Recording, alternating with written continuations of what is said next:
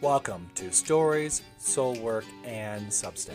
I'm John Rinaldo, joined by my co host, Kaz in the World. Each episode, we share real stories, honest conversations that connect us through creativity and truth. Before we begin, please remember our discussions are based on personal experiences and not a substitute for professional advice. Now let's dive in.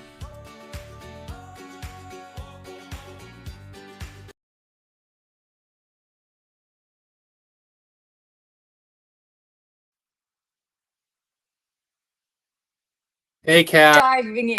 how you doing? Diving in. Good. Oh my How are you God, doing? that was a horrible intro. Oh I'm no, but doing you know well. that blue right after our beautiful intro and it went to this gorgeous royal blue. I'm like, well, maybe that's something new. Let's just pretend that's something new. That's something new. Yes, it just sits there, and I don't know. I'm having a lot of internet acts. I guess it's me. So, anyways, how It's you doing? you. I'm good. I It's got my fourth book to the publisher last night. right on. Yes, I'm excited. So we'll see when he puts it all together and sends it back to me how many mistakes there still are. I don't like where that comma is, or whoops, I spelled that wrong. No, I'm so anal. I go over it with a fine tooth comb. So if luckily a lot of mistakes don't come back. And my designer is still working. We're still bantering back and forth on the cover. Make that larger. No, make that smaller. Put that here. You forgot that. That's okay. It's my son, so he's very cool and very talented. So we don't do much of that. Oh, that's good. Yeah. And That's good. you had a busy week from our banterings back and forth during the week in our small production meetings. You had a busy week. Yeah, I've had a busy week. I've had a lot of things going on. Yeah, just trying to work it through. Some life stuff Yeah. and work life. Trying to get things going. Yeah. But nothing really. I don't think it's newsworthy. Just life general stuff that you have to go through and you have to work through. Um, yeah. Life does So happen all day, every I don't know how to day. explain it. How do you explain that? It's Life just happens. Life life is happens, life. Life is life. right? It just keeps moving And forward, hopefully. It just keeps moving forward because the alternative is not what I desire at this moment in time. So, right, I'm still having internet problem, people. So I'm a little bit lagged behind, and I'm not sure what the heck's going on. you I look like you're usually my internet's strobing a little. a little bit. I don't know if it has to do with my light. Fire it back. Maybe that might be better. I have a Mm. green screen that I'm trying to use, and it's not working. Oh, really? Um, yeah, Hmm. that's a green screen. I'm trying to cover up my shelving book. So yeah. Other than that, I think I've had a good week overall, Good. trying to accomplish what I can. I need to start writing some more. That's the thing. I'm preparing for the new season, trying to change things up a little bit. So hopefully the changes are welcome by my readers and audience. Yes. Puts more focus on podcasts, writing, a little bit of mix of everything. So hopefully it works out. Um, yeah, book sales are going good. Good. The Miracle Woohoo. is actually selling pretty good, and the Earned Not Given is also doing well. So Good. I'm happy. I still need to get more reviews on my Substack so we can get that pushed. That's the only thing I'm trying to push more people to do. And So yeah, Amazon, same thing. I mean, we talked about this, I think it yeah, was last week or the week before, how all of us writers, whether we are self published, hybrid published, or traditionally published, reviews help and they matter. And once you get to a certain number of reviews, Amazon starts pushing them more. So I've been right. prodding some people. I know you read it. I don't care if it's not a 5 star. Hopefully, it's not a 1 star. But please get your reviews in. It really does help. Oh, I do have to say I was on Deborah Vanell. I think I Vinal. I hope I said that right. Vinall. She's a Substack. I was on her podcast Oh, on the yes. mental health, and we talked about the parental alienation and things like that. So that's obviously a topic that a lot of people don't really understand. It's like everybody understands the middle of it, but they don't understand the aftermath of the consequences of some of those choices that are being made. And it's really about the kids. And I hopefully made more a presence of that than like the ongoing thing. I really wanted to make sure people understood what it takes a child to Oh, overcome. So you made some really good points. I watched a good portion of it. You made some really good points, and I think I mentioned it maybe three episodes ago. Oh no, when I was on with Sue Reed about parental alienation, and a friend of mine here in Florida, where stuff is sometimes hard to get on the books. She had a situation with that and her former husband, and she went all the way to the top in the government and got it on the books about parental alienation. And more states need to get in line with that, because whatever partner it is that's doing their best to turn the child against the parent, um, got to work together. Parents, let's work together for the good of the children so they become well functioning adults. right. So we have a guest coming up. You want to introduce? We do. I really like this Want to woman. I talk about really her a little like bit? her. Yeah. Yes, I met her, I think in March. She and I both are in this goal setting kind of networking group. It's a small group that meets every month. And as a matter of fact, the woman who runs it, Deb Eckerling, will also be on the show. And yeah, she's just really a mover and a shaker.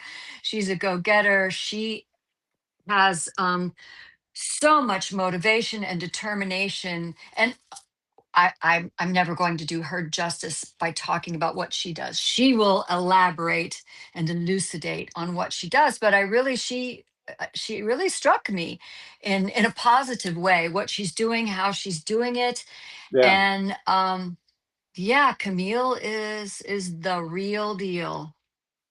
Awesome. Yeah, So we want to bring her in then? Is that what we want to do? bring her. Yes, please. Let's bring her in. She's waiting with bated breath right now, going, "Okay, Okay. let's get this Very- party started." Hi, There she Camille. How you is. doing? So we did a brief introduction to you. Kaz did a great job on that.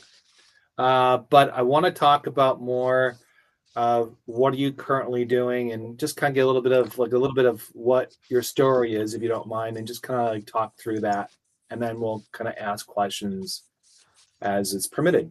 So Yeah, well, thank you for having me. you're welcome. I should probably start off with who I am in the world, Yeah. right? It'll Yes. make more sense.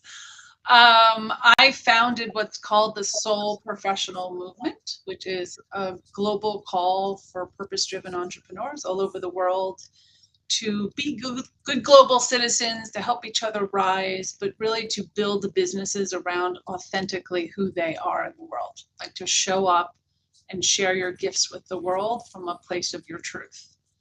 And we work as a business incubator. We've been around for about 10 years. And that is everything that I stand for, I write about, I talk about, is that movement, and allowing people to, create who they are and dovetail with what they do in life. So I help a lot of logically brained people that were in very structured jobs for long periods of time, bring out this other side of them, a side that they're usually hiding. Right? I call it Mm. soul centered. It could be heart centered. It could be spiritual. It's usually this side that they're, masking or not bringing out. And authenticity is really about, bringing it out in the world, and let's dovetail it to who you are. So mostly I spend my time designing and helping people bring their gifts to the world and teaching them how to run a business. We don't do products. It's all service-based entrepreneurs all over the world. So coaches, consultants, advisors, mentors, kind of doing their thing. That's a Cool. little bit of me. So, what's the number one problem for most business owners or startups? So the ones that aren't successful, it's usually a place of worthiness. So what I hear most is, this is what I really want to do, but people don't do it that way, or nobody would pay me to do that. So it comes from a place of worthiness and their own limiting beliefs. So many times you need to clear that up, which is a big part of what I do, is going into the subconscious and cleaning up all that self-talk that people are saying. So, you know, when you're coming out of logically brain jobs and have been working for other people your whole life, the world has not been set up for you to be an entrepreneur. Like, there's not a lot of support around that. And there's even less if you're doing it in a way that's in alignment with you, with who you are in the world, right? Your truth and your vision, and bringing it forward and doing it in a way that feels right and honoring who you are. So it's really education of, yeah, you can do this. And what are those limiting beliefs that are holding you back? So worthiness is probably number one. And that comes with, you know, your pricing, your money blocks, what you believe is what we call earning ceilings. That's all a part of it. And the other one is people have no idea how to run a business, how cash flow works, how P&Ls work. You know, so I dovetail the two of them, your spiritual side and the actual fundamentals of business. So that's where I come in. So how did you get, like, I think you briefed it a little bit, but how did you start getting yourself involved in this world, and when did you start seeing that there was a need? What was the aha moment?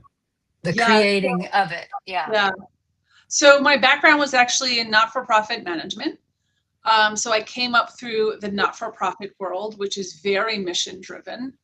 And the job I had before I created this company, I was a CEO of an agricultural company. And we worked a lot on the organic label in our food supply in the United States.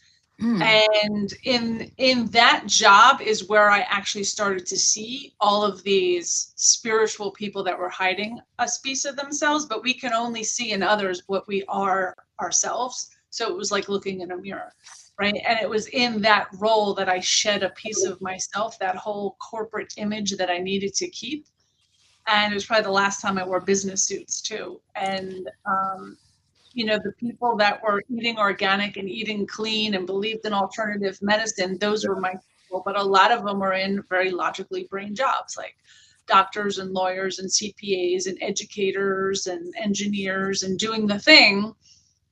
But when they went home, they were somebody else. So it was that kind of awakening that showed me, okay, this was it. So that job was defunded in 2015. We lost funding. And I had to figure out, what am I going to do next in life? And so it was the reinvention of myself, but I knew that money was no longer my motivator.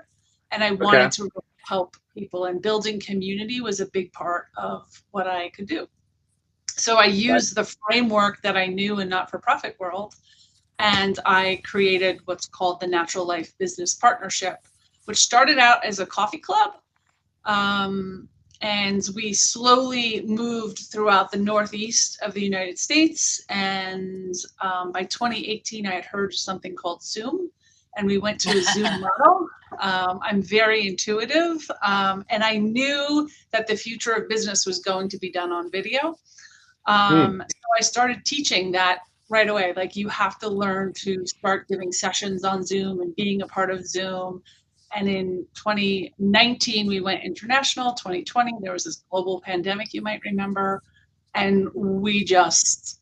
No, I don't remember that at all. We just went crazy. And, you know, that was like, they were little steps, but they were big steps. And then it was, you know, where do we go from here? How do we create? And since then, I was a paid membership for 10 years. I closed that last year. But since then, I've written 3 books about it. I'm writing my 4th one right now. just about being a soul-aligned entrepreneur and how are you leaving your legacy in the world. So you really think that the video conferencing is going to be our way of life in the future? Like 100%, or there'll be no interactions at all? Human interactions? It'll just be face to face? Are you asking my opinion, or are you asking what about moment? Yeah. Your Right opinion. now? Yeah. So What do you see in the Putting you future? on the spot. yeah. Yeah. Okay, Do you see that video is the shape of business instead? Because I've heard that we're going back to more in-person things. Yeah. So Well, video, AI is all part of our future, right? okay. But people, human beings are actually going through a paradigm shift. We're becoming more heart-centered people. We care about the globalness and not just us as humans. We're becoming less ego-centered and self-centered and looking at humans, you know, as a bigger community. So it's how in the future are we going to keep the connections? It will look different, but I can't tell you what that looks like. And that's one of the reasons we closed down our membership, is because I know it's changing. I don't think we have the answer yet of where that's going.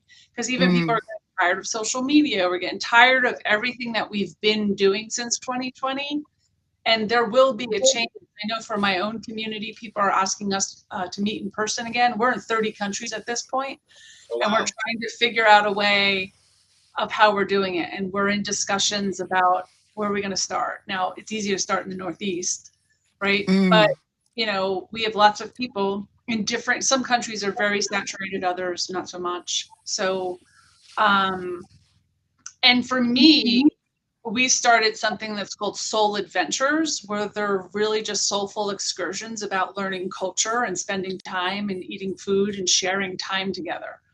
Yeah. It's a retreat. It's literally traveling together.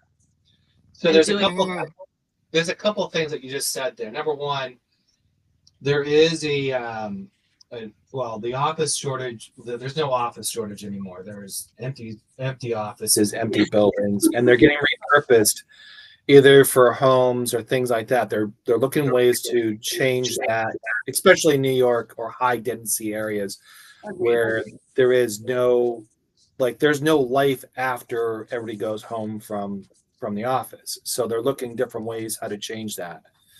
And the market's changing. The other one is they're looking to find ways to have that personal connection. That was the other one. But the last point that you made was the cultural aspect. But the problem with the cultural aspect, our cultures are kind of changing.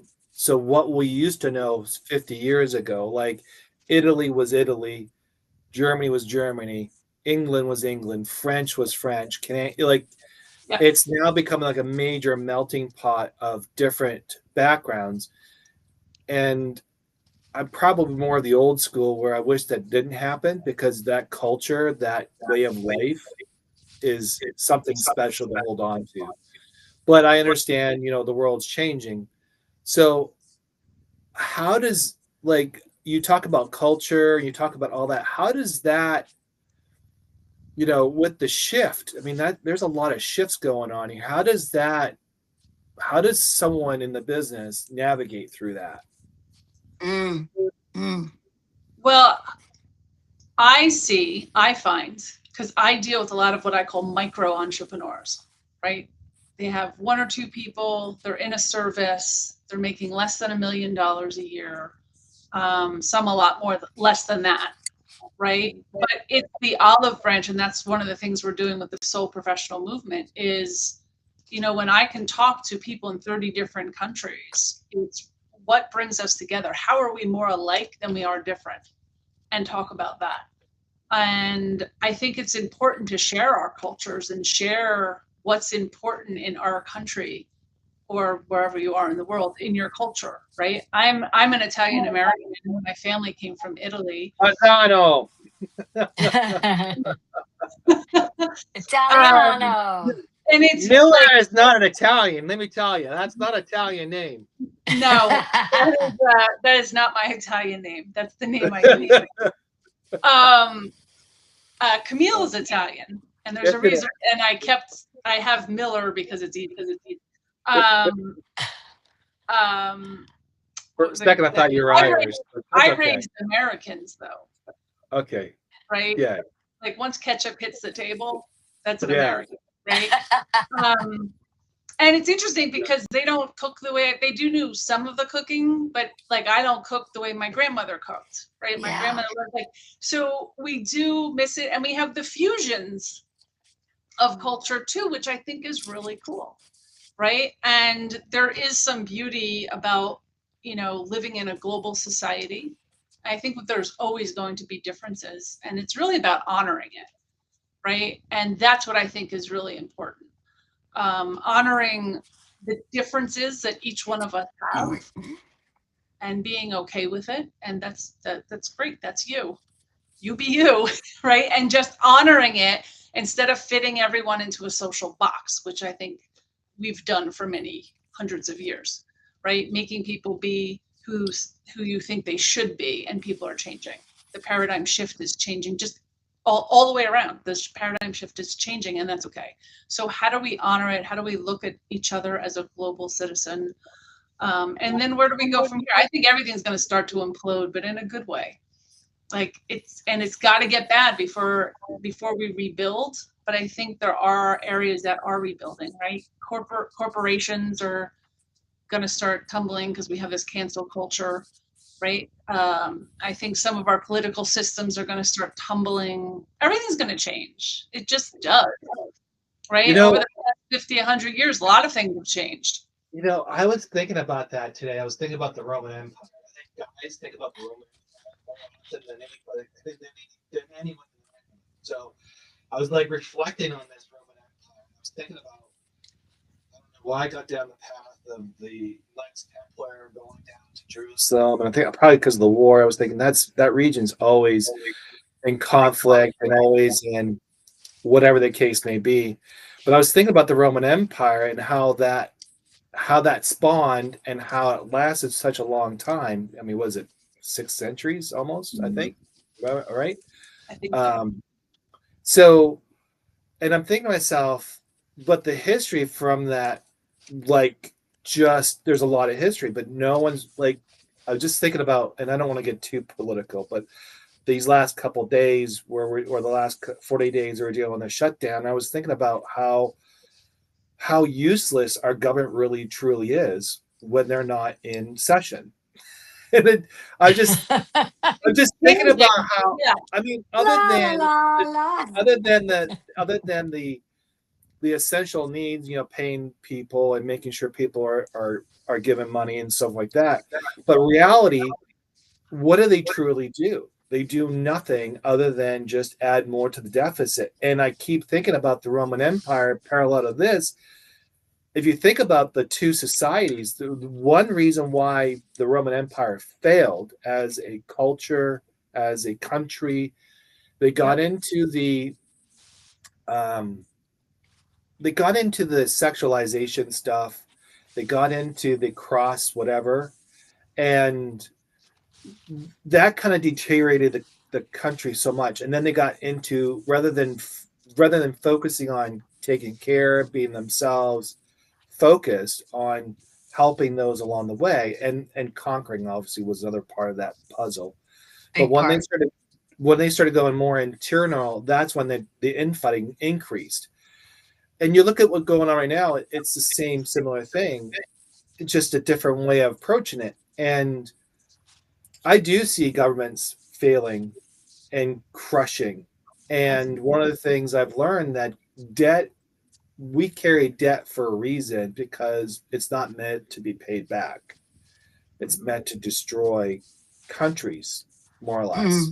It's an intentional and I can see your point. The point we have to understand is, what do we do as civilians in this chaotic world that we live in? And I posted something today about, stop.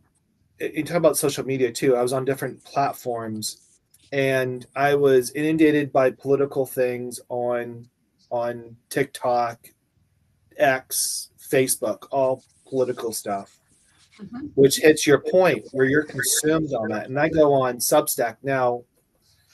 I'm lucky that I try to stay away from that, but there's also parts of Substack that it started to pollute the platform in some degree. And as long as I try not to go down that path over there, I think I'm safe. But those other platforms are also the part of the destruction of our culture.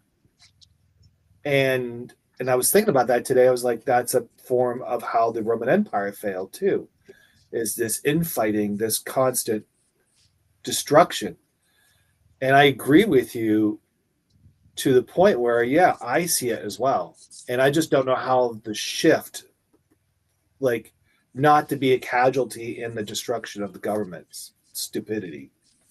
Yeah. Well, we've always been a part, for millennia, a part of power, money, power, money. Follow the money, follow the power, follow the power, follow the money. And it doesn't change. I mean, history repeats itself over and over and over again. Right. To circle back just a minute, if you'd hold on to your thought, Camille, you're talking about AI and things moving forward, but as I kind of alluded to earlier, there are several things that are happening that kind of harken to the past. Slow food movement has gained a lot of steam. People slow cooking again and getting out their crock pots and smoking food and all that kind of stuff because we enjoy it, and we're kind of getting sick of everything being fast, fast, fast. Just drive through and get crappy food, and then carry on with your day, and that transcends into how our health is. And then what was my second point? My second point was, oh, in person, going to more, I think I may have been at the goal setting meeting, and I think you might have been there, where one of the guests said, he has been completely immersed in social media, and that's been his business for years, since nearly its inception. And now he's going back to in-person lectures, in-person seminars, in-person, book releases. So what goes around comes around. And is there a way for us to live peacefully together with both of those things, with fast and slow, you know?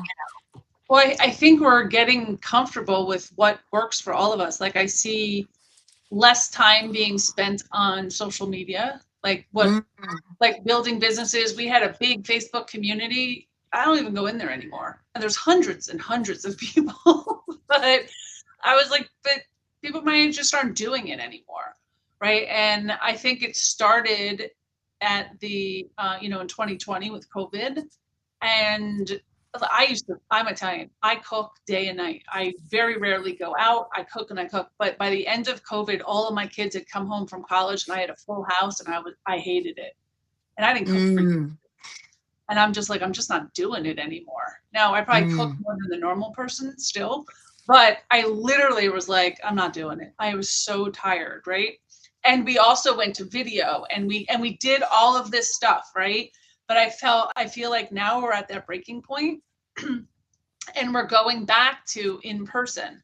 Now, I don't do a lot around food and alcohol anymore. I did pre-COVID, but I just don't anymore. So now I'm in, hiking groups and kayaking groups and biking groups, and because that's what I'd rather be doing with my time, right? And I don't feel like spending all of the money with food and drink that doesn't bring me pleasure like it used to, right? So I think we're just changing as a society. I've also started cooking a lot. As food got more expensive, I went back to my traditional meals that I grew up with, right? And I started teaching my kids, because many of them live on their own. And I was like, okay, here's a meal that I can show you how to make, right? How do we make casseroles and beans and pastas and, and that's kind of the stuff I've been going back to now.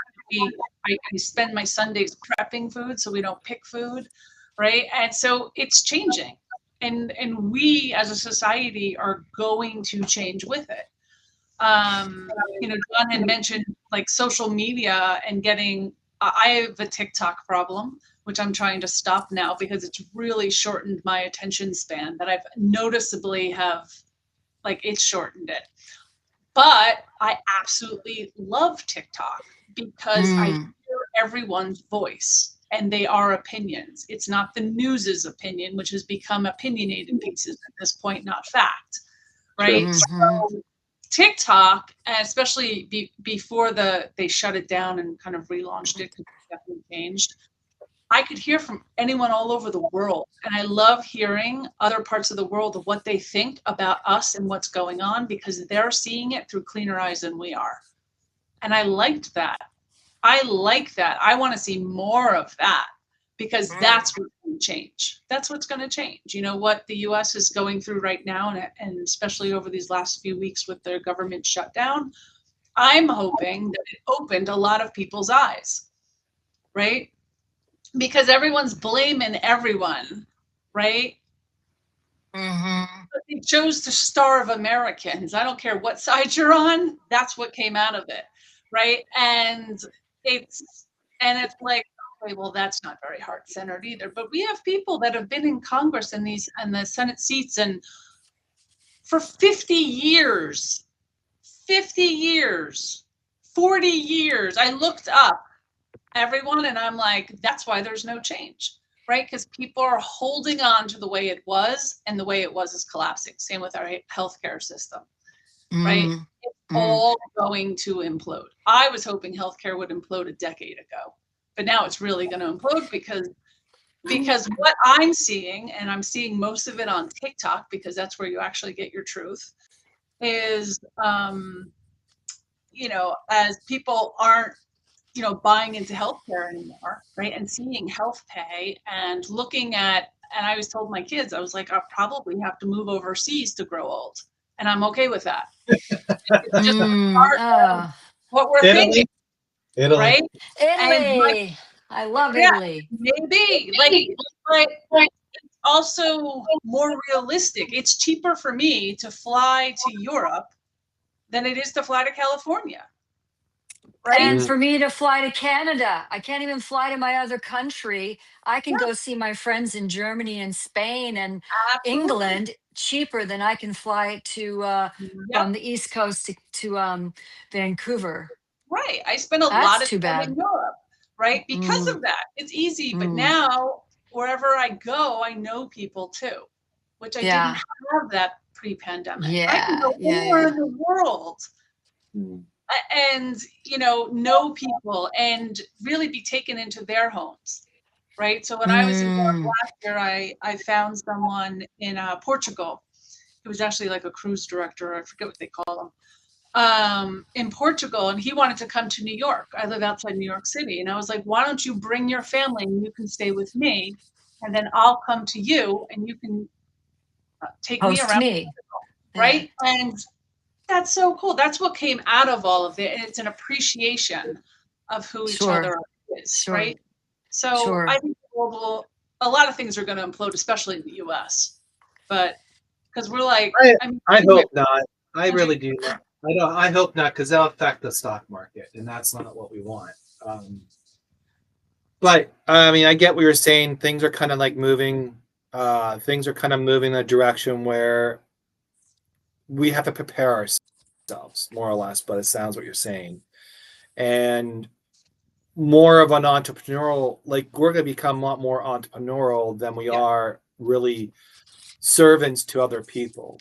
And depending on what job you're looking for, those jobs are going to go away because of AI. In some, not right away. It's going to take some time because AI is not perfect. There's still stuff like this is AI, like we're on AI and I'm having lagging issues and a whole bunch of stuff. There's still, I think we're like 3 years away from really being AI efficiency in some capacity. But I understand what you're saying. We're kind of walking ourselves in a path that we have to be really self-reliant on us and our laurels, and most importantly, we have to network and trying to find our niche and our tendencies. This is why this is why I came on a Substack, because when I started Substack, Kaz knows the story. It was a ghost town. You had to go and find your readers and bring them in. You didn't have notes. You didn't have podcasts. And actually, it's become a Videos. really good, videos. It's really become a really good um, business plan if you really want to start a business and start working through that. I mean, obviously, you got to build your audience and things like that. But I think it's one of the fastest growing platforms of all platforms across social media, because you're not dealing with the saturated, opinionated situations. You're dealing with people who actually have to write and thoughtfully put out their words and carefully try to make gist of it. I think that's a cool part of it. So I see that being the case, and your side hustle really needs to be more of a more than just a hobby. It needs to be a side hustle that turns into something, because down the road you don't know what's going to happen. You need the security, you need the plan B, you need plan C, because your plan A working somewhere, it's not going to be a permanent situation. Is that what I'm understanding? Yeah. I can't predict the future, but it's definitely changing. But it's always changed for every generation. Right. When computers started, it felt the same way, right? So I'm not asking you to predict. I'm just saying. I think more and more of us are going to entrepreneurship because we can go all over the world. We can live, right? We want the boundless freedom. We're not working 9 to 5 anymore, and it'll change. Just like we were talking about healthcare. You know, healthcare has always been. I had this conversation with someone yesterday. Healthcare has always been attached to people's jobs, so they've been afraid to leave. Right now, if people aren't going to up their healthcare anyway, they're free. There's no more shackles, right? So why not? Why not? Just go do it, right? Because if you were staying in your job because of healthcare or benefits, you just lost your benefits. You can't afford them anymore. So let's go try something else. So I think, and big corporations or layoffs, I think you are better off betting on yourself than you are loyal to a company that's going to let you go in a snap of a finger to help their shareholders, right? There is no loyalty anymore. And the new generation, like I used to help people that were like 48 to 62 reinvent themselves. I have 30-year-olds that are never going to go into the corporate world. And I'm a former MBA professor, and that's one of the reasons I stopped, because we're teaching the same stuff I was learning in 1990. I was like, there's no CEOs anymore. There's no big giants. There's not, like, why are we not teaching entrepreneurship that has this global impact? Because that's what's I think what it is our education system is broken. Oh, that's along with everything else. And what we learned as kids, I mean, when my generation, we're probably the similar age, in the 1970s, you know, math, science, and English was probably the predominant thing that you want to learn, right? Because that was the norm. But as things progressively move forward, it's still the same. It's just not worth it. It's not worth the money you spend. Like my college degree is political science and history. Have I used it in any capacity? No. My writing is mostly in historical content, like when I do write about remembrance and I talk about certain things, it's the historical fact of, and it's mostly cultural perspective, because I'm looking at that from that point of view, a human aspect. But no one really cares about that in college, and those degrees are kind of walking away. They're the ones that are getting replaced. So I totally agree with what you're saying. Yeah, it depends what you do. I think reading, writing, and arithmetic, science, all still very important. We still want people to study those, because that's how our future is made, right? Very important. I always wanted my kids to have college educations. All of them went. But years ago, I used to tell them, you all need masters. All of you. Like, there is But by the time they got through college, I was like, don't do it. What a waste of money. I was like, even their college education was right. So, because it changed. The pandemic also changed it, right? I said, go to college for, because you grow up, right? Live there. I also made them all live there. But my twins, when their freshman year was 2020. I mean, it was awful. It was an awful experience. My son too. It was an awful experience. And my oldest that was in college, I think they were a junior at that point, was in film school and ended up coming home. They're like, how are they going to teach film on video? And they just took it off. Now they went back to school for science. I looked at college as a way to grow up, but I think it's very different today because people aren't going away or they're learning online. And I will tell you, learning online is a totally different experience, and people are not absorbing and they don't understand how to apply it. It was terrible. I saw it in my own schools. It was a terrible way to learn. People are just, let me just do this to pass the test. They were getting A's, and I got them later in the MBA program, and I was like, you learned this. You couldn't have taken this class until you learned this. And they're like, yeah, we took it online. We didn't learn a thing. And I was like, okay, there's a big problem with this education system, right? So I don't know. Yeah, that's my son, the same thing. He had been going to community college, and then he got a scholarship for uni, and his first full semester there was started January 2020. But I want to circle back to something that really struck me, and you mentioned it a little while ago, Camille. And John, I sent this to him to discuss with him. A really good friend of mine sent me an article by the New Yorker that said how it's cool not to have no followers. Now, that was a bit of clickbait because the article did not say it was cool to have no followers. What the article said was so many of these, there are three types of accounts basically. There were famous people, celebrities, people of note who their audience came organically. They didn't have to work for it. They didn't have to do anything for it. The moment they got online, they had millions of followers. And then the people who got started really early on to social media and didn't leave, unlike me, I was there kind of in the beginning. I left for 7 years, was convinced to come back. And and 2 years out, I'm still trying to figure it out. And it seems to be a vastly different world. And then you had the people who were working really hard for it, who had tens of thousands or hundreds of thousands or millions of followers, and they created that themselves. That the interesting thing is, a lot of their accounts are full of fake accounts, bots, and dead accounts. And that if you took, I mean, I slashed and burned my Instagram and once I was done, it literally was 50% of what I just mentioned, and guys looking for a hookup. So what the New Yorker was saying is now we are more interested in more curated, meaning connection, making connections. It's not just, and the dancing on TikTok is fun. The dancing on Instagram is fun. It's very entertaining. It's lighthearted. I'm not learning anything from it. I'm certainly not going to learn how to clog from it, but it's fun to watch, right? I'm not taking clogging no matter how much I love them. But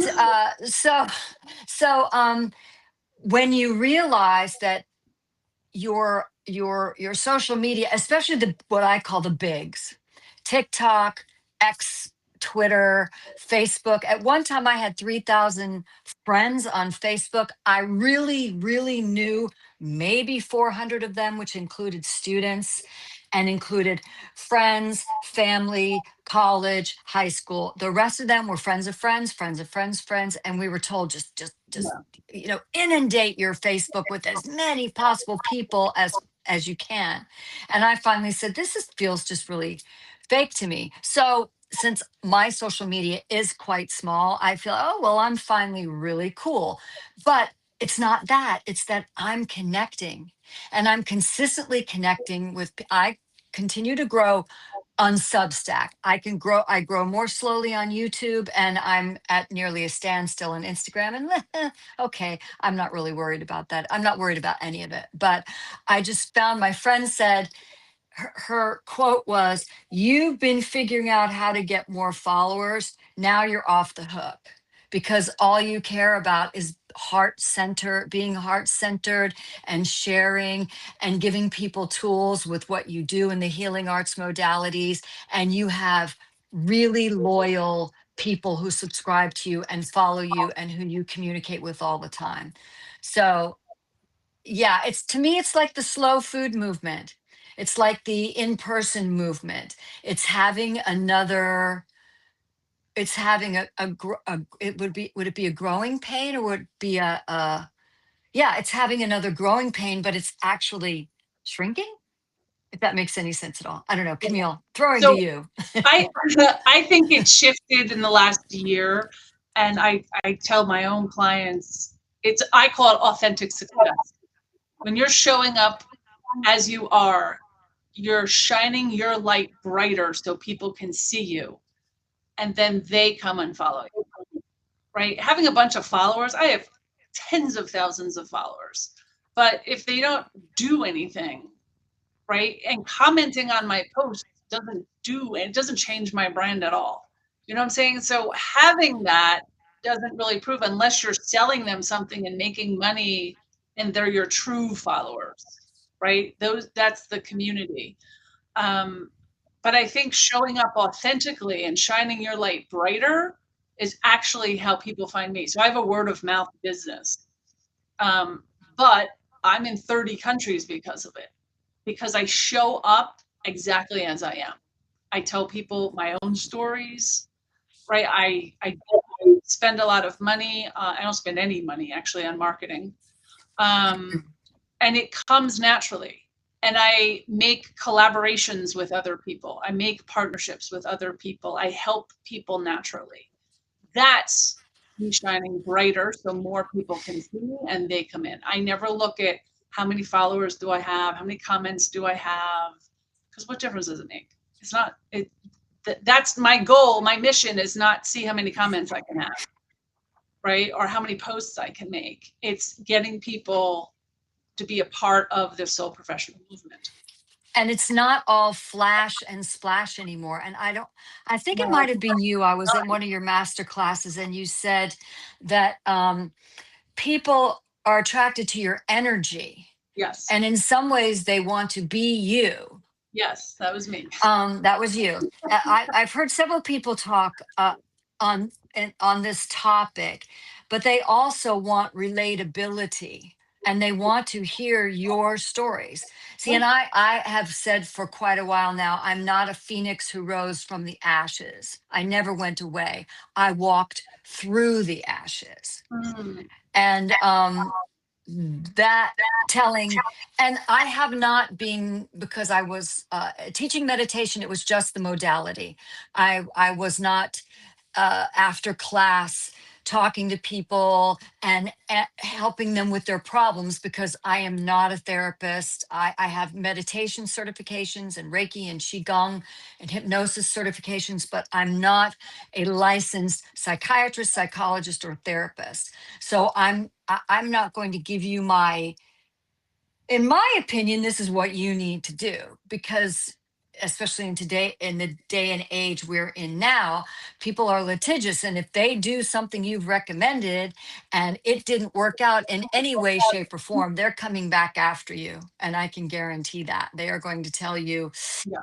that didn't work and you messed me up. And so we have a problem. I don't want to have to deal with that. You are a great person for giving tools and letting people run with it. And I'm all about, here's something, you heal you. I don't call myself a healer. I can't, I mean, it's coming through me and out of me, or it's coming to me and out of me, but I'm not healing you.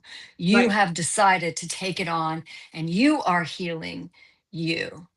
Yeah. But yeah, I thought that was really profound for you to say. And other people have said not versions of that, but additions to that.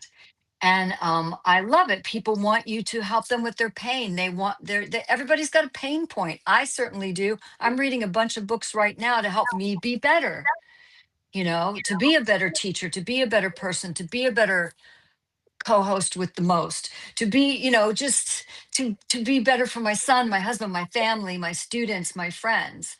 And I think I'm sure you, and John, I've seen you on other podcasts, and you just impart your experience and the wisdom that you gained from your experience to other people. And you're not, well, then follow my lead and do what I do. People want to know that other people have gone through what they've gone through and have gone, well, that worked for her. Maybe I'll try it, but also maybe I'll try something else that something Camille is doing, or something this person is doing, or whatever. I love what we're doing right now. I just absolutely love it, and the way we're doing it.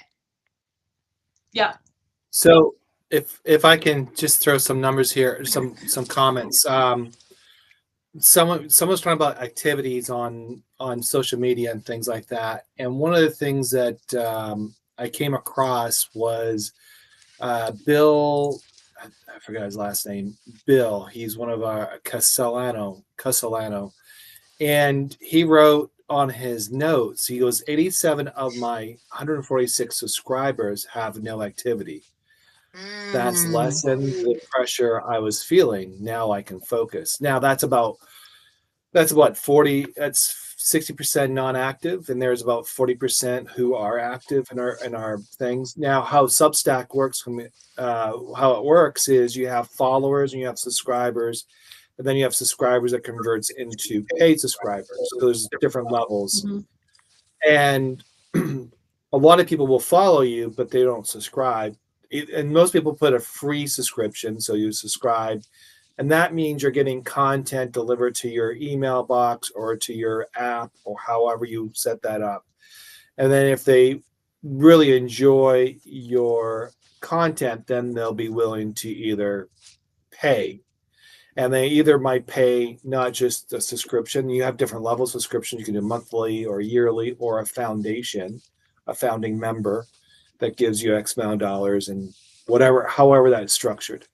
Or you can even put the option of buy you coffee. So those are different ways of getting money in some ways, right? And I'm sure there's ways to put your merch and things like that if you really want to start pushing. But we push our books on there. That's one of the things that we do. So, but I just want to give that perception of what's going on Substack. On other media, social medias like TikTok, that their viewerships have dropped dramatically. Yes. So you're not seeing the views like you used to, where you can pop off and get a viral video. It has to be really it has to be crazy. And that's similar to Instagram. So Instagram and TikTok act the same.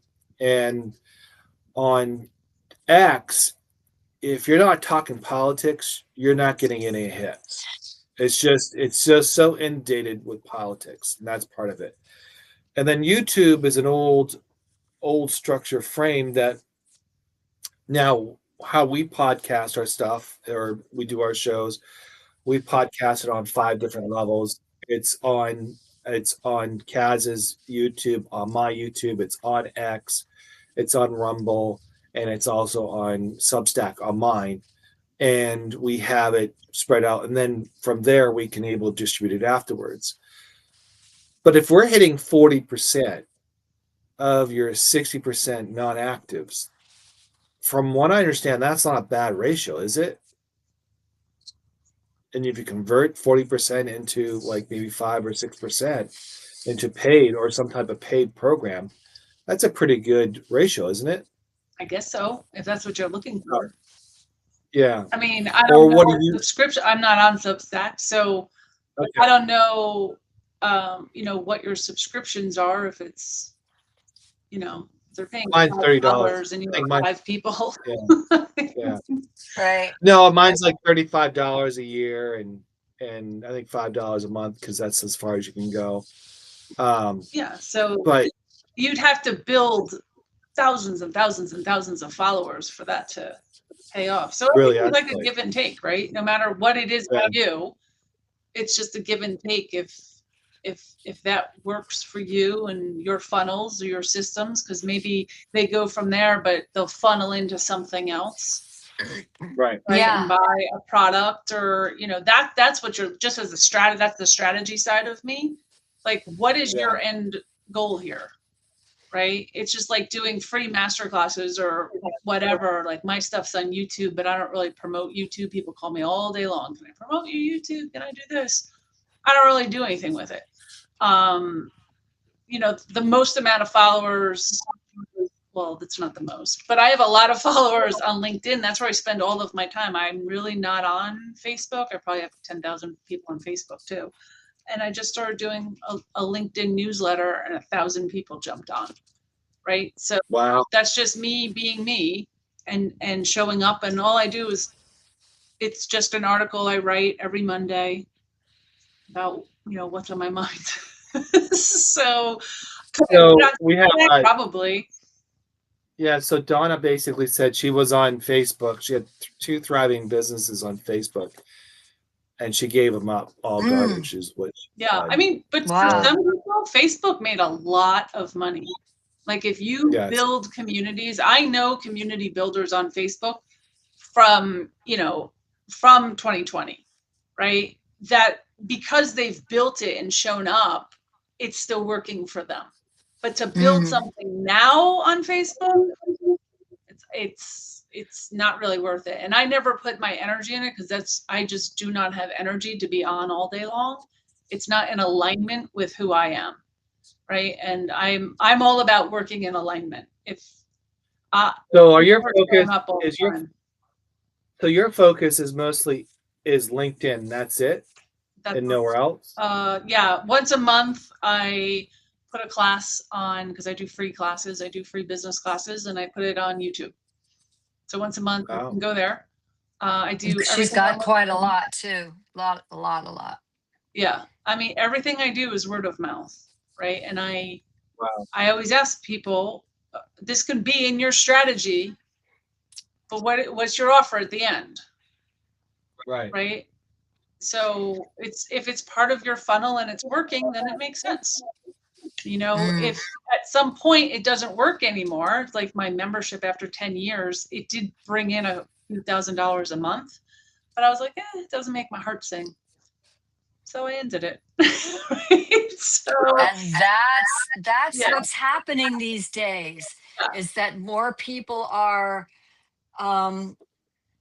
younger generations are saying this doesn't, first off, the job market is not fabulous right now, but secondarily, especially for younger people starting out in the workforce and all that, this is not making my heart sing. And I know generations before me, it was like, the job, who cares if it makes your heart sing?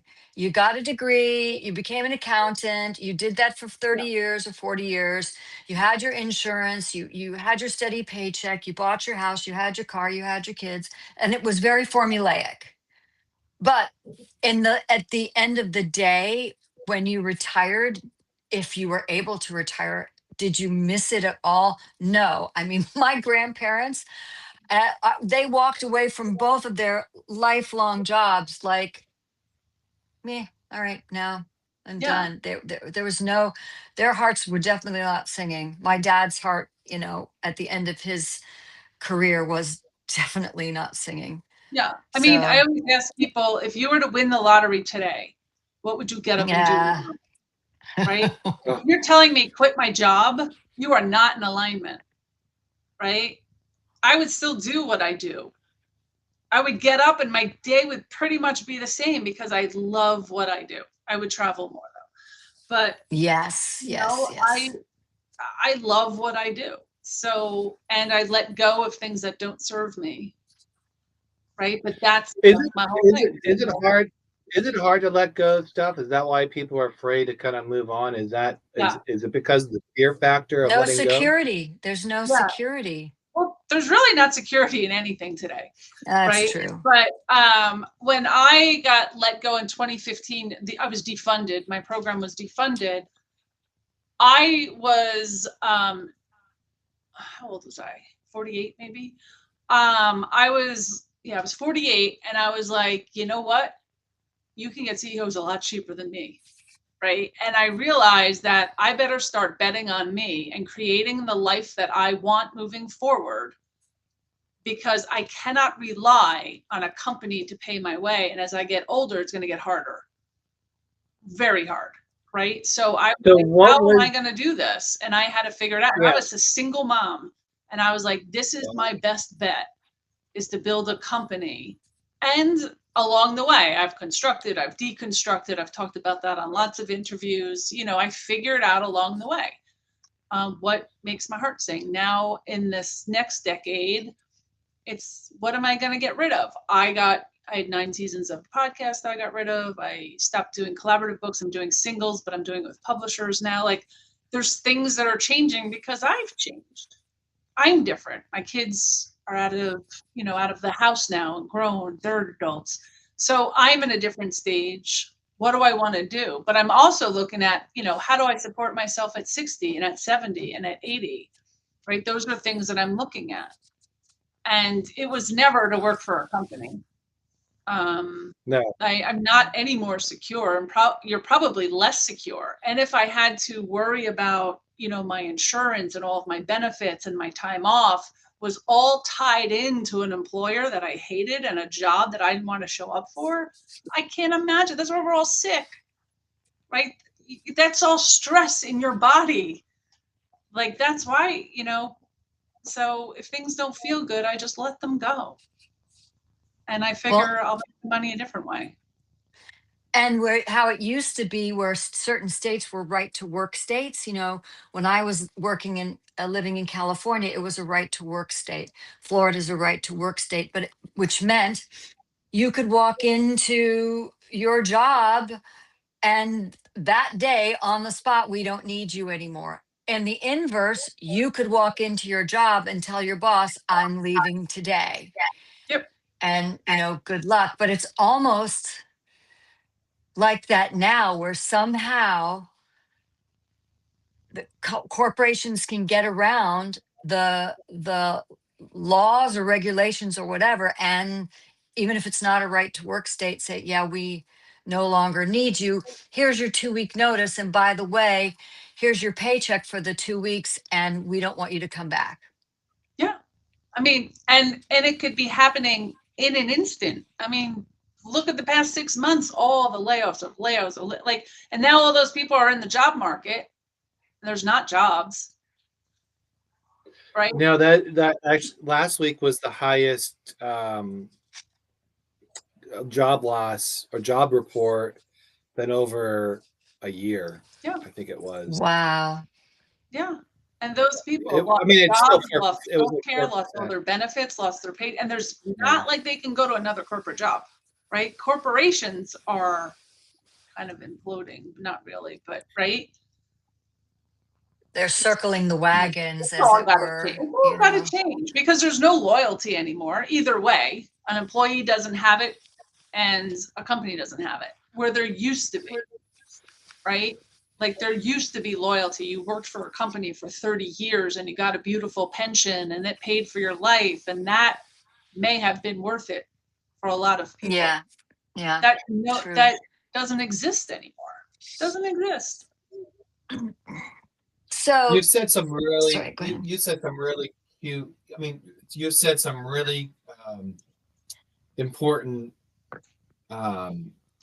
points there that should not be underlined at all, because when you are like, I look at this, I think everybody on Substack or on social media are in this entrepreneurial world, and they are navigating through this and they're learning how to do it. And obviously you did it in 2015. You just said, I'm going to do it. Yep. No matter what. It's, you burnt the bridges, you went for it. Right. And you said there's no backup plan.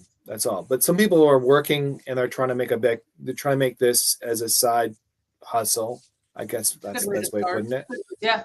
And I was like, come across this TikTok one day, and this person said they've earned $56,000 in 3 months. Mhm. With what? And then I thought about just products, I guess, selling, Yeah. hawking products, Ah. TikTok. But everybody's doing that now. It's not Saturated. Becoming very saturated. Yeah, so you have to get up there and start doing it. I just think when you have an opportunity, you can't sit there and just think about it. When you don't make a decision to move forward or not to do it, and you're kind of sitting there waiting for it to happen, that's where you lose the opportunity. Absolutely. Sometimes you have to jump in it, like what you did. You jumped in it and you said, okay, I have about 40%, 60% of the information that I need. The rest of it, I got to figure it out. And the rest of it meant like you're probably IT things you got to figure out, because when you're running an entrepreneurial thing, you're doing it all. You're writing scripts, you're doing videos, you're doing the shows, you're doing you name it. You're the IT person, you're doing the banking, you're invoicing, all that. And there's so much automation you can do, but there's a point where you have to be a master of everything to understand it. And then once you get to a point where you can say, I can hire somebody for this, I can hire somebody for that, but you need to understand it so you know how to employ people. But most people don't understand you have to take those small steps along the way to get there. So when someone says I made $56,000, everybody looks at that, oh, I can do that too. And then they don't understand the whole contents of that. That person put a lot of blood and sweat to get that money, and that might have cost them like a year or two, because like social media takes at least a year or so to kind of get you going. Until once you get going, that's a different story. Yeah. So you did what most people want to do, and I guess how would you encourage them to do it? So if they already have a job, I always tell people, and I work with a lot of people, if you have a safety net, it's a lot easier. So if you have a full-time job, you can start a side hustle, right? Yeah. And work that up and then create the exit plan for you to do it. I always, with many clients, we just pick a date in the future. I get a lot of educators in the month of October that are giving notice in June. Right? Really? And I'm like, Wow. okay, we got some time. Here's our exit plan. These are the milestones we have to hit along the way. Wait a minute. You tell them to put a resignation in for June. Yeah. Well, and Like you leave at the end of the year. So but you don't say to them, like, you put your resignation, this is your last year, put it in. You're saying that's just a metaphor. No, I mean, like, they're not putting there as a metaphor. No, they've usually decided. That's why a lot of educators come to me in October. Oh, okay. I have what's called a business accelerator in my business school, where it's concept to launch. So I'm teaching the fundamentals of business, the MBA education, while I'm doing it with you, right? So it's a mentorship program. It takes about 14 weeks. But if you're telling me that, hey, I want to be out of here by June, that's my first exit plan, then we can work with that. Sometimes people build it alongside, and we'll see what happens, right? So I've worked with all sorts. I just worked with a government employee who was up there, and he decided to resign. We built his business. He's like, I'm going to resign now, and I'm just going to see what happens. And I'm like, great. Right. So, but at some point you have to take the leap, because you can't give 100% to both sides.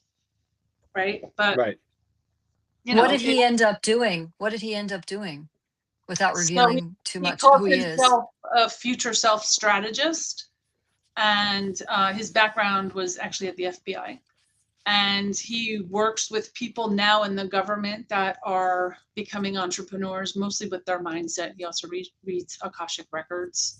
At that level. So Oh, yeah. I know who that is. I think you know who it is. Yeah. Yes, I do. I Yeah. do. Yeah. So, those are the people that come to me. And it's what are we doing next? But it's different for everyone. So there is no plan that fits everyone. There is no 10 steps to 10K months. They're like every single person's situation is different. What everyone has to come up with is different, right? If you're a 2-income household, it's a lot easier than if you're a single mom like I was, right? And there's steps along the way that you got to say, what am I doing in this situation, right? But Sometimes. don't you think somebody who has out of the starting gate was with the FBI has got a bit of a head start on some other people? Like, I mean, I came up in entertainment, and there's a lot of us out there transitioning, Yeah, and singer, dancer, actor, director, producer, whatever. There's a lot of us. And there's yes, you may more. be the most talented, um, in that you may have worked constantly, whether you did to film, television, Broadway, whatever, but you are hitting the boards with a lot of other people who are in nearly the exact same situation. So how does that that you weren't with the Sure. FBI or the CIA or So every single one of us is unique in some way. Every single one of us has something special. And that's what we got to start with. That's what we got to find. So even in my business itself, we take 3 weeks just to figure out your uniqueness in the world. I make you research all of competition. Who do you think you want to be like? What do you not like about their programs? What do you like about their programs, right? So we're building who you are and your unique value proposition, right? But think of all the people that graduate law school and all the people that graduate medical school and all the people that have MBAs, right? We're all exactly the same. There's 1,000 people that have the same degrees I have, right? But we're not exactly the same. We have the same formal education, but we are not exactly the same. Every single one of your actors, you are not the same. One person gets that role, one yep, person, and hundreds audition. yep. One person is right for that role and nails it, right? It's the same in the entrepreneurial world. You just have to shine your light so bright that people have the problem. They say, well, that's the only solution. Kaz, right there. She's got my solution. There's no one else to call. You have to set yourself up in a way that your competition is irrelevant. That's what it's got to be. Like, you have to have a very narrow niche, though. You have to have a narrow niche. And that is more important today than ever before because of AI. Yeah. It's funny when you say shine bright. When I was telling my kids when they're younger, before they dropped off when I dropped them off at school, I always say shine bright like a diamond. Yeah. And no one can beat you. Nobody. Absolutely. And you have to have that mindset to move forward.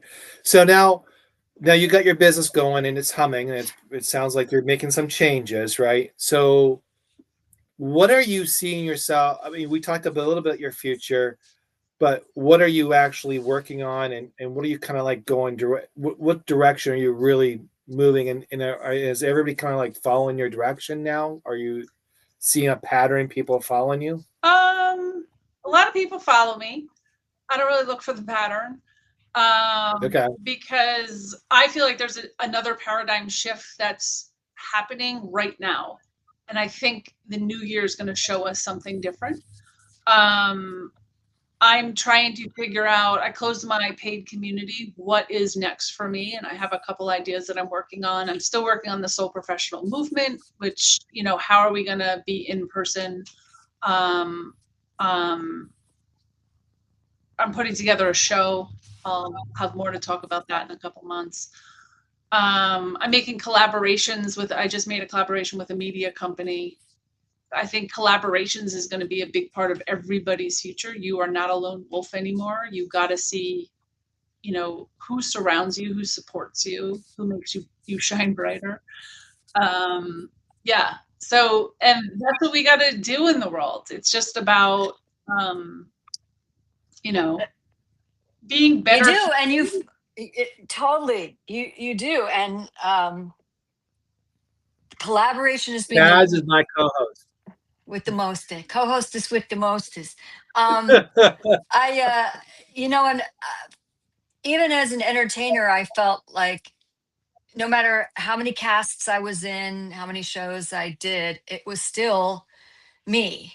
It is a collaboration, but it's still my role, my this, my that. And when I stepped away from that, when I fell off my last building, literally, and had this my whole healing arts modality in my back pocket and was continued to learn, etc. It was it was working in tandem with other people, and it that has grown exponentially, especially in the last couple of years. And heart-centered people, and like you said, being willing to say, and I wasn't a lost lamb or anything like that, but my spirituality took a back seat, and I wasn't really talking about it. I mean, people know that I follow Buddhist philosophy and Eastern philosophy, that I'm a non-theist, and that's fine. I don't care what you are, and I don't think you need to care what I am. But I didn't address anything other than I teach these healing modalities, but I wasn't talking about me and the vast amount of experiences, both positive and very negative, that I've gone through. And it was the moment I started saying, yes, I have trauma, and this is what I did, and slightly, not incredibly specific, but you definitely would get the idea. And that's when people say, oh, wow, I know where you're coming from. And, I'd love to discuss this more. Or will you come on my podcast? Or do you have a poem that you can contribute to what I'm doing that touches on Yeah. that? It really starts snowballing, and it really is the connection and the collaboration. Yeah, because you showed up authentically, right? And we can only attract who we are in the world. So if we show up with a mask, we're not actually attracting our peers or our others in the world, right? Oh, we're attracting, all right, but We're it's attracting, not but not our people. You're always attracting, right? But until you're authentic, that's when your vibration is the highest, and vibrations meet vibrations. So if you want to find yourself in the world, you have to be more of who you are. So people are attracted to you. Are you intuitive to people's aura. intuitions or aura? Are you able to tell if that's the right fit for you, or So I no? can't see people's auras. That's Kaz. I can. I never told you that, John. Yes, I can. Yes. I don't talk about it very I'm much. just in trouble. Yeah. But yes, I can feel people's vibrations, and I pretty much have a good read on everybody. She does. She's Very really, good. Yeah. she has a way of selling what she does, for sure. She's very good at getting the point across of the value of what she does. But I've seen you time and time again. Well, and when I've been to your master classes, or when you pull the cards, just everything I've done, that um you don't really have people that aren't at I know least somewhat exactly who aware I of who am. they are. Yeah. You're not getting people who are still wearing their very big, very thick mask, and Not are thick. projecting the character they want you to think they are. I don't see that you get really a lot of that in the people that you're attracting that come to your live things. Yeah. So people show up. If they don't fit, they usually leave. Um, uh, but people find me when they're supposed to. right? So sometimes people find me and they're very attracted to me and they're like, I have this feeling I'm supposed to be here or I'm supposed to know you, but they don't know why. I'm told why. But it's just like our FBI friend. He called me, he had been following me, and I knew the moment we spoke that we would work together. Didn't know then. No, I don't pressure people. I don't force close. I'm like, when you're a hell yes, you come back. And of course he came back and we were able to work together, but I just knew, right? So some people are in an awakening. I have a client now it's actually just so beautiful to watch because she doesn't know, but I already know how intuitive she is and how many gifts that she has, but she has no idea. And each session I'm showing her, well, she's finding it because I'm giving her the exercise to find it. Clues. Yeah. And she's like, oh my God, that's me. And I'm like, I know. But but that's what it takes. Like, I didn't know that I had all the power I had till other people more powerful than me showed me. Right. And they're like, you can do readings. I was like, well, I do know these kind of things. Or like, yeah, that's called a reading. Like, or that's called a download. And I'm like, oh, everyone doesn't do that. Like, so it's just stuff like that. They can, but they don't. Yeah, Intuition is not and it's a something muscle, that right? you're. And it's a muscle. It's the class I'm teaching now is called Aligned by Design, but I'm teaching because I learn when I teach. I'm teaching, like last class was all about intuition and how are you bringing out your clairs, explaining each one, telling people how they show up, what they might see. Like, I don't have this one, but this is what my clients tell me it looks like, right? Or I have this one, this is how it shows up for me. It might show up different for you. Our symbols are different, how we read people are different, what we see are different, right? But it's all the exact same energy. Every modality, everything we see, it's exactly the same. We just do it our way, right? It's like our handwriting. All of our handwriting is different, but we're writing the same words, right? That's how intuition shows up for all of us. We all have it, and it's a muscle. The more you learn to use it, the easier it is, right? I couldn't always read people like I could today. I could when I was a kid, and then I let it go for a while because I was too in my head. And now it's a part of my business, right? When I'm in session with somebody, I'm holding space for others. That's when my spirit team will talk to me. But I absolutely have knowings. I know things, and it doesn't mean I have to share it with that person, but I definitely know things. All right, I want to ask you. Here comes the curveball. Whoop. So, what is a question that you have wanted people to ask you in an interview, but they never have? They never have. So a question you have wanted to be asked, and something you've wanted to share, but no one has ever asked you. I know that's a toughie. I can't think of anything no one's ever asked me because I've been in a lot of interviews. So you've been asked every single question you wish someone would ask of you.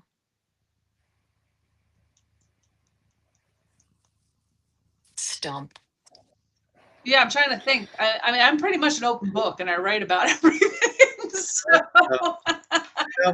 Well, there you go. No. So the answer is no. The answer is no. Yeah. So I don't think. I mean, there's people that have dove into my childhood and my. Well, I have a question for you that's going to stump you. Okay. Oh boy. Which I already know the answer to. So you say you're Italian, right? Here we go. You're Italian, apparently. Yeah. So let's see how you are as an Italian. So when you're cooking Italian food, yeah, do you mix the garlic with the onions? Well, they don't go in the same time. But do you put it in the dish? Garlic and onion in one dish? Yeah, my sauce has both. Oh, Okay. Yeah. But Wait, So does it in- also also, depend which region you're from in yes, Italy? I was I just mean, going to say that. Sicily's a Yeah, hell of a lot different than Rome, you know. absolutely. So my family's from Naples. My family's from Naples. Okay. So yeah, Napoli. we use both. Well, technically, Naples, they keep it separate. Technically, My even the North, they keep it. They keep it. Well, I'm just saying. It like I don't understand I the was question. Well, maybe that's because I don't cook, but well because in Italian cooking, you're not supposed to blend both of them together because they cancel each other out. So when you're cooking, one gets canceled the other, so they don't really cook well with each other. so garlic and You never onions heard are of that? never in a sauce together or gravy or Not anything. usually, no. And it's not gravy; it's a sauce. Well, where I was raised in New York, my neighbors across the street, the Faga family, called it gravy. Yeah, New York, Right. Well, Italian New Yorker, yeah, call yeah. it gravy. I call it salt. It was always called I sauce. call it No, it's sauce not. too. Yeah. Gravy is like what you put over your Brown. mashed Yeah, potatoes, and it's Yeah. brown or it's that kind goes of on French fries. In New Jersey, it in goes on French poutine. fries. Oh, that's poutine. That's poutine Yes, in Quebec and in yes, Canada.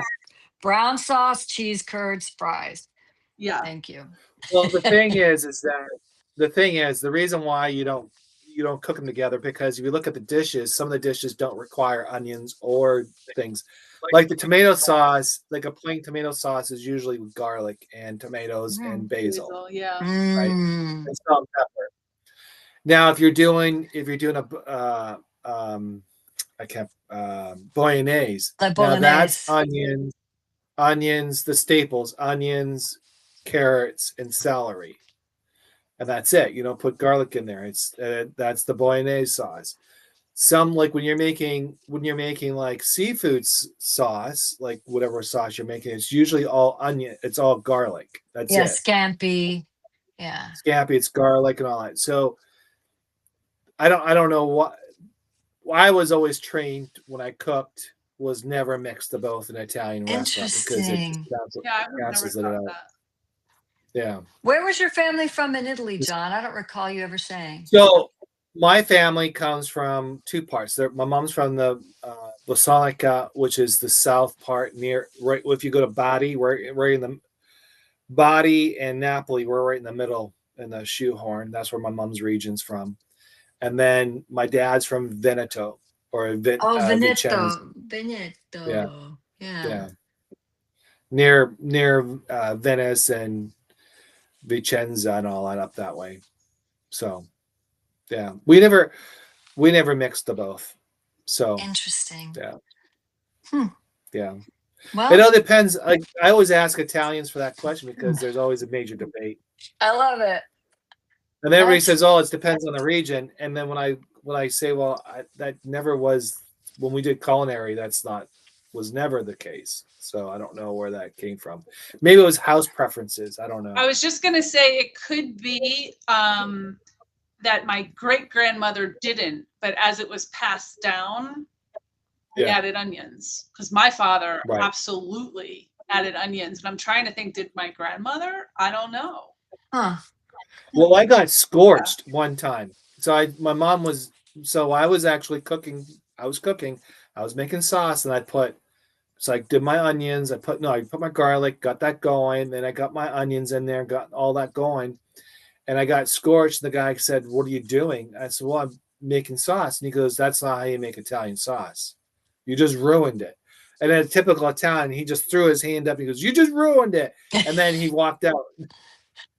I was like, "Okay, what do I do?" So I was favorite. left there. I Well, was left there like in shame, like it was a shame moment. Italians get really emotional and they freak out and they're like they want the kid. Yeah, it was like one of those. How can we go on like this? Was more of the The conversation. night was ruined. this is How can we go on like this? The world has crashed. What do we do? What are you doing? Yeah, stunad. Hey, stunad. yeah. So favorite place in Italy or just the whole country? I haven't been to everywhere in Italy. No. There's so much still to do. I did northern Italy with I've never even been to Naples. I've done northern No, Wow. nor Italy have with I. my oldest child, and my sister and I are going to go back to Naples together. But I've Yeah. So not been all through Italy. we take the train. Well, we took Mm, the train all over the place. Train. So we were taking the train into yes. Napoli. My uncle said to me, he goes, now Johnny, when we go to Naples, you're going to start smelling something. And he goes, Uh-oh, it here it gets comes. worse as it gets closer and closer and closer. It was the garbage. The garbage is piled out just outside the train station. It was like really bad. And I don't know, it stunk. It stunk the whole train. We got in there. It was bad. Yeah. The quicker we couldn't get out there fast enough. Wow. So yeah, it Yeah. was really bad. Something to look forward to. Well, you that go. was my Happy trip experience to like Naples. years ago. I don't know now. It might change. I don't know. Wow. You know how everything changes. But yeah, that was my experience with Naples. But the pizza was awesome. The pizza, I love the pizza, love the sandwiches. They make some great food there. Yeah. Yeah, I was in northern Italy and didn't love well, it's not that I didn't like their food. Their food was good. It wasn't how I thought Italian food. There was no red sauce. I never had red sauce the whole time I was there. I was in Really? Florence. I stayed in Florence for a while. We had a lot of meat, a lot of Yes. meat, Yeah. a lot of red Been wine. there.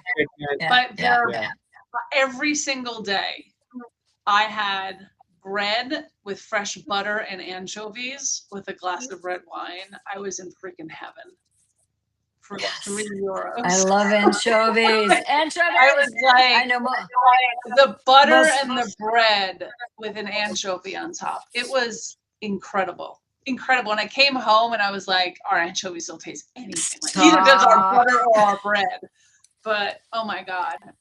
Yeah. And I can eat pasta in Italy too. I cannot eat gluten. I did And it, but I yeah. ate pasta. Verona is so far my favorite place of all the like 15 places I've been in. I loved Verona. I loved Verona, Shakespeare. There's a little Colosseum in the middle there, all these al fresco restaurants. And I remember being there with I don't drink a lot, but they served you like a small glass of Chianti.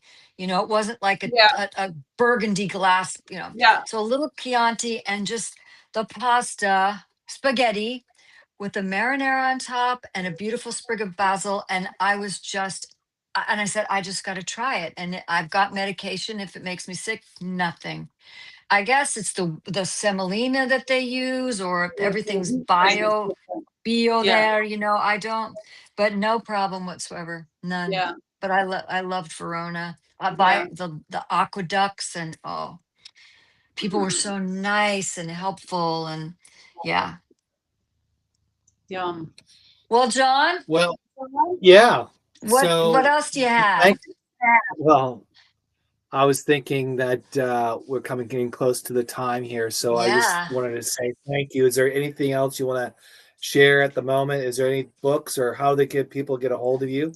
So the best way to get a hold of me is on our website, which is soul professional.com. You can also go to camillelmiller.com. And you can learn all about our business school, my free classes, our networking, the movement, me. It's all right. How about where can they get your books to get a little bit? Amazon is the best place. You can either search me or the word soul professional. There are 3 books, and they're a trilogy about starting a business, growing a business, and then leaving your legacy in the world. Gotcha. Well, thank you for coming on the show. Thanks for having me. We appreciate it. Hope the audience learned a lot more. Well, anybody have any questions at all before we wrap it up? None at all, but there was we've had some comments from Bill. Hi, Bill. Hex. We had Donna making comments. They were talking about bread making. Some people failed. Bread's hard. So it was all that. Bread's fun. So Julia, Yeah. is Juliana But here? Juliana's usually here. no, Oh, not today. Okay, next time. no. But we got Truth, Megan, Hi, CG, everybody. Monkey Mind is on Oh, here. yeah, So yeah, we thank you everybody for coming on. We Thank appreciate that. you so much. Yeah. All right. So thank you very much, and we'll talk to you guys next week. Next Monday, right at 4 o'clock. Saturday we the have one. 15th. No, Saturday the 15th Oh, we have a special at edition. noon. We have a special edition with Sue Reed. Yeah, Yeah, there you go. she is her brand is Confidence Matters, and I've already done a podcast with her on self-awareness, and it was really, really interesting. Really, some very deep stuff. But we had, of course, a lot of laughs, and so please come back, everyone. And Camille, thank you so much. All right. Thank you. I appreciate you Thank so you. much. Appreciate it. Yeah. Bye-bye. See ya, Bye. everybody. Thanks for listening to Stories, Soul Work, and Substack. We're so glad you're here. If today's story made you think, smile, or feel something, share it with someone who needs a little light. You can find us anywhere you love to listen on YouTube, Rumble, Spotify, Apple Podcasts, and other streaming platforms. And don't forget to subscribe to Kaz and John's Substack for updates, behind-the-scene notes, and upcoming guests. Keep writing your truth, keep doing your soul work, and remember, your story matters.